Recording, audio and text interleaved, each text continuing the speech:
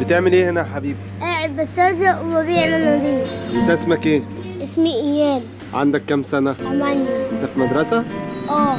طب ما تيجي اجيب لك شوية حاجات حلوة من السوبر ماركت؟ لا شكرا. لا تعالى اجيب لك شوية حاجات حلوة من السوبر ماركت. عايزك تاخد كل اللي انت عايزه، ماشي؟ حبيبي يا اياد، السلام عليكم. وعليكم السلام. خد يا اياد اللي انت عايزه يا حبيبي. في سجاير منت اصفر؟ في. ادينا 4 علب سجاير. بكام هي العلبة؟ ب100. ب100؟ في شحن رصيد؟ في. شحن لي ب 500 صافي. الرقم كام؟ اه تمام وصل. اديني بقى ولاعة سخان.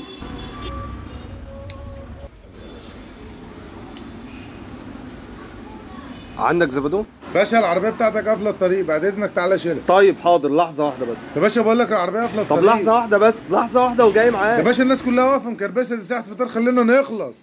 طب معلش خلي عينك على اياد بس، هركن العربية على جنب واجي لك على طول. اياد خليك هنا ما تروحش في أي حتة، ماشي؟ ماشي. يا ابني ابوك اتاخر ليه كده يا ابني؟ ابويا مين؟ انا معرفوش اصلا. ايه؟ مش ابوك؟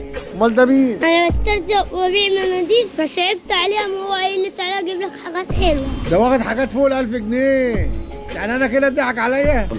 يا حول الله يا رب، يا حول الله يا رب، يا حول الله يا رب، يا نهار ابيض، اتضحك عليا؟ اوعى يا